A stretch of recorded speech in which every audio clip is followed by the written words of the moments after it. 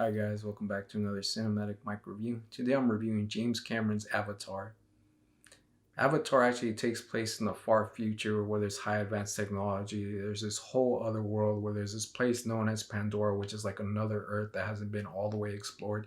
And it's run by these people, these native people that are known as the Navi people. And that's where the main characters are actually going to go. They're going to go to explore this world all the way that they can. The cast in this film is great. You got people like Stephen Lang, Giovanni Ribisi, Michelle Rodriguez, Sigourney Weaver, Sam Worthington, and Zoe Saldana. In the story, you got the character of Jake Sully, which is played by Sam Worthington. He's a war veteran, and they end up finding him because his brother was actually part of a program which was to go and explore Pandora. And something that they do in this program was actually they have a replica of a body of a Navi, which is known as an avatar, and they find a way to transfer like the spirit of a human being into that avatar, so they could move around and do things like the actual Navi people do. And Jake's brother actually passed away, but since he's a twin brother, he actually has the same genes. And for this to work, you have to have the same genes as the body, and so that's how Jake ends up getting involved in this mission to go to Pandora. What I realized about the film is actually that the main character actually doesn't have a big motive. There's no reason for him to go to Pandora. He just gets offered to go and he just agrees, saying yeah. And that's kind of what his character is like throughout this film. It's just a character that goes with the flow. The other characters have motives, like Stephen Lang. He's actually a colonel and he's actually preparing for war that's not even there yet.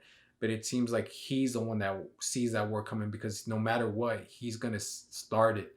And I think that's something that he craves. That's his lifestyle, is war. Giovanni Ribisi's character is the character that's actually operating this whole thing.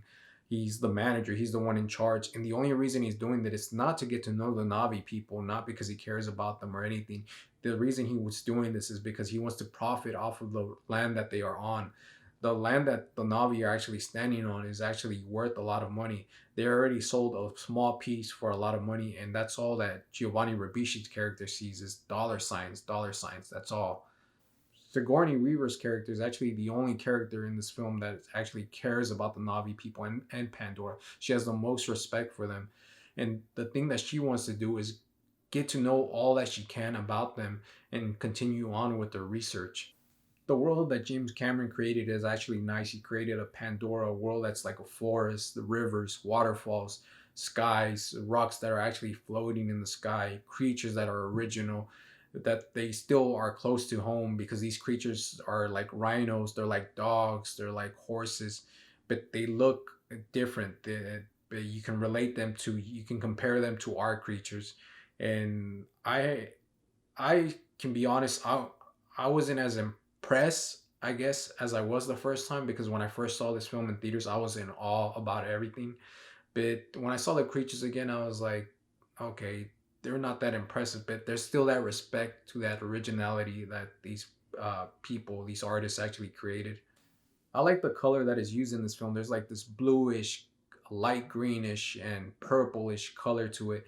And I like that throughout the film at night, things glow in the dark. Even the creatures glow in the dark. The plants glow in the dark. The fruits glow. It's really nice to see. Usually a film is 2 hours long, but this film Avatar is actually 3 hours long. But I feel like that gives it an advantage to the character of Jake Sully because, like I said, Jake Sully's motive is actually not actually there. He's just a character that goes along with the flow. And I feel like with this film being long, it gives me more time to spend with him. And that way I can see if his character actually grows on me. Now, the story is not as original as it thinks it is because it's a story that's been done before. It's a lot of people have said it already. It's a film that's like Pocahontas and Dances with Wolves. It's basically that story again. It's a man that ends up going to get to know another tribe, and he ends up finding the way that they live, experiencing what they go through. And his side is actually a side that actually wants to take them once their land so that they can gain something out of it. They don't care about the native people, but this main character ends up falling in love with someone from the tribe, and now he changes his mind and feels for them and has to defend them against his own people. The 3 hour long length actually helps out too, getting to know the Navi people. I get to know what they believe in. I get to know how they work around the world that they are in.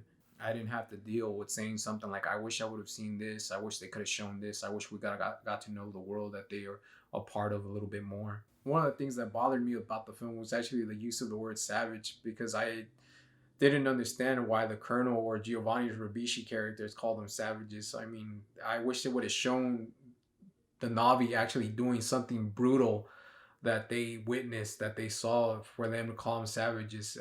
Like, because I feel like it was very personal for them, and I wish I could have saw that personal thing happen on screen, so I could be like, oh, okay, there's the reason why he's calling him a savage. That's why there's all this hatred. That's why the Colonel has that hatred towards him. That's why Giovanni Ribisi has that hatred towards him. I mean, Giovanni Ribisi wants, yes, he wants that land, but I don't feel that's a reason for him to call them savages. Honestly, I stuck for like the whole hour and a half with the whole getting to know the Navi people, and it was interesting. It was still nice to look at. It's not as impressive, as I said, as the first time. That kind of went away. And by the time the war starts, I was kind of already tired, and I was like happy that the war started. The attack on Pandora, the first one, happens, but then it stops, and then again I'm back to like hanging out with the Navi people, and I had wished that the war would have just continued on from there to get to the ending already.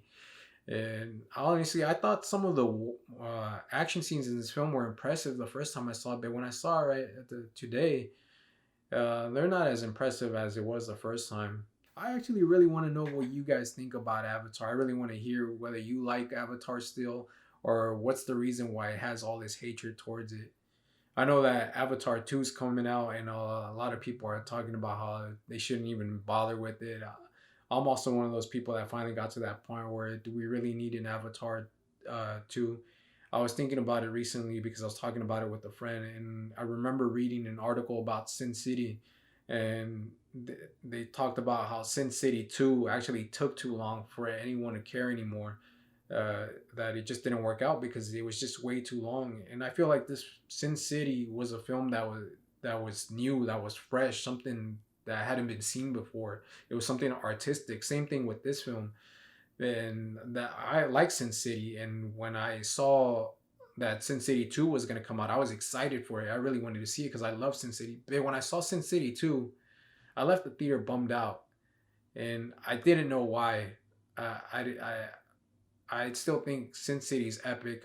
But Sin City 2, there was something wrong with it, and I think finally it's something that's explained to me, that it's just that it just took too long already. You should have came out a little bit more earlier than the time that it took too long. It wasn't as impressive. You already seen things that are new, and so that's something that I can compare this Avatar to. And I was talking about it with a friend, and he talked about how they should have done Avatar the way Lord of the Rings was done, where they came out a year after one another. Right now, after like, I don't know how many years already, 11 years, 12 years, there's no point in making it anymore. Do I recommend Avatar? I don't know. I wasn't as impressed as I was the first time. I could see why a lot of people kind of hate it now. I could see how it's just not as good as people thought it was before. And I gotta say, it's not actually bad where I could say it's bad for me still. It's not a definitely bad movie. So I'm just gonna leave it at worth a watch. That's my review on Avatar. If you enjoyed the video, please like and subscribe.